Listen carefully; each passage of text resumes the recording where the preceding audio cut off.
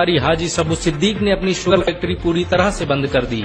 ये फैक्ट्री इतनी बड़ी थी कि इसके जरिए बनाई गई शुगर पूरे इंग्लैंड में इस्तेमाल की जाती थी। बहुत कम लोग जानते हैं कि बाटा कंपनी भी मुसलमानों की थी, जिसे असहयोग आंदोलन के दौरान एक अंग्रेज ने खरीद लिया था। आपको ये जानकर शायद हैरानी हो कि भगत सिंह का केस लड़ने वाला शख्स भी एक मुसलमान था। बैरिस्टर आसिफ अली ने भगत सिंह का केस तब लड़ा जब कोई भी भगत सिंह का साथ देने को तैयार नहीं था। इंकलाब जिंदाबाद का नारा देने वाले हजरत मोहानी भी एक मुसलमान थे। उन्होंने ही भारत की आजादी की रूपरेखा तैयार की थी। इतिहासकारों के मुताबिक 1857 में होने वाले विद्रोह में 50,000 उलमाओं को फांसी दी गई और लाखों मुसलमान सरेआम कत्ल कर दिए गए। 1857 में दिल्ली से लेकर कलकत्ता की रोड पर ऐसा कोई पेड़ नहीं था जिस पर मुस्लिम उलमाओं की लाशें न टंगी हो। मुसलमानों ने ही भारत की आजादी के लिए पहली जंग लड़ी। मैसूर के सुल्तान हैदर अली और उसके बेटी टीपू भारत की आजादी के लिए शहीद होने वाले पहले शासक थे। मशहूर क्रांतिकारी अशफाकुल्लाह खान सबसे कम उम्र में फांसी पाने वाले भारत के पहले व्यक्ति थे। बहुत कम लोग जानते हैं कि जय हिंद का नारा एक मुसलमान आबिद हसन सफानी ने दिया था।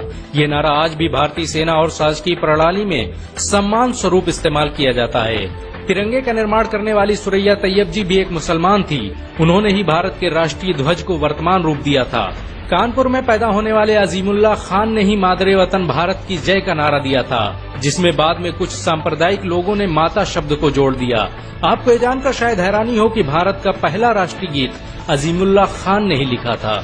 बहुत कम लोग जानते हैं कि मौलाना कासिम नानोतवी ने दारुल उलूम देवबंद की स्थापना अंग्रेजों को भारत से निकालने के लिए की थी। इस मदरसे का मकसद देश में ऐसे नौजवानों को पैदा करना था जो भारत की आजादी में योगदान दे सकें। रेशमी रुमाल आंदोलन की शुरुआत करने वाले मौलाना महमूदुल हसन और मौलाना उबैदुल्ला सिंधी दारुल उलूम देवबंद के ही छात्र थे।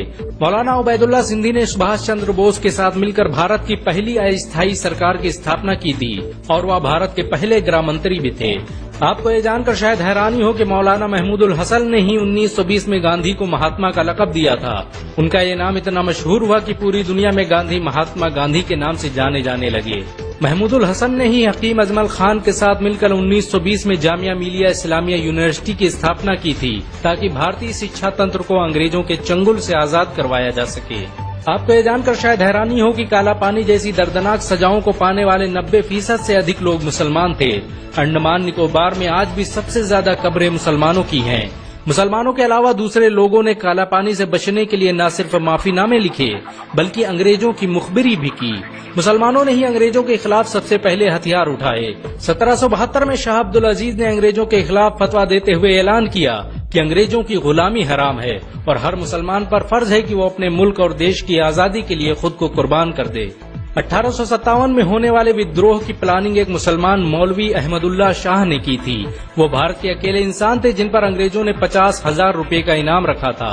ये रकम इतनी बड़ी थी कि राजा जगन्नाथ ने पैसों की लालच में आकर अहमदुल्लाह शाह की मुखबिरी कर दी और अंग्रेजों ने उन्हें शहीद कर दिया। बहुत कम लोग जानते हैं कि 1857 में शहीद होने वाले 90% लोग मुसलमान थे। जालियांवाला बाग में जनरल डायर की गोलियों का निशाना बनने वाले अधिकतर लोग भी मुसलमान थे। भारत की आजादी का नेतृत्व करने वाले संगठन इंडियन नेशनल कांग्रेस के 9 से अधिक प्रेसिडेंट मुसलमान रहे। गांधी जी ने अफ्रीका में जहां वकालत की पढ़ाई की, वो कॉलेज भी एक भारतीय मुसलमान का था और वह जब भारत में आए तो उन्होंने आजादी के लिए अली ब्रदर्स के साथ काम करना शुरू किया, जो कि मुसलमान थे। बहुत कम लोग जानते हैं कि 1921 में केरल के मुसलमानों द्वारा अंग्रेजों के खिलाफ लड़ी गई जंग में 3000 से अधिक मुसलमान शहीद हुए थे और 50,000 मुसलमानों के जेल में कैद कर दिया गया था। ये आंदोलन मोपला मुस्लिम आंदोलन के नाम से जाना जाता है। 1942 में शुरू हुए भारत छोड़ो आंदोलन की रूपरेखा मौलाना अबुल कलाम आजाद ने तैयार की थी। संविधान निर्माता डॉक्टर भीमराव अम्बेडकर को पहचान दिलाने में मुसलमानों का बड़ा योगदान रहा है।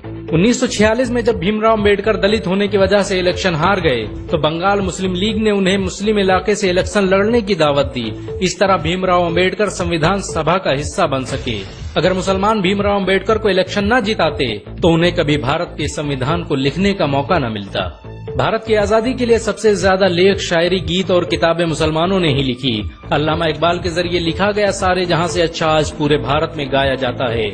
आपको ये जानकर शायद हैरानी होगी कि देश के लिए शहीद होने वाला पहला पत्रकार मौलाना मीर बाकर एक मुसलमान था। भारत की आजादी के लिए मुस्लिम राजाओं और महाराजाओं ने अपने खजाने खोल दिए। कोलकाता के हाजी उस्मान सईद ने अपना सब कुछ भारत की आजादी के लिए कुर्बान कर दिया।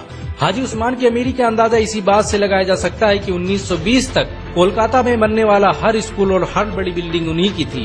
कोलकाता के पहले सुपर स्टोर कैश बाजार की बुनियाद हाजी सईद ने ही रखी थी, लेकिन बाद में उन्होंने अपनी सारी दौलत देश को दान कर दी और खुद एक किराए के घर में रहने लगे।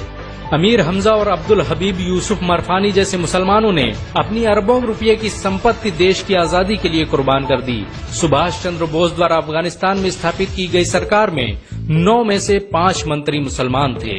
भारत की आजादी के लिए देश भर में मौजूद मस्जिदों को किलों की तरह इस्तेमाल किया गया।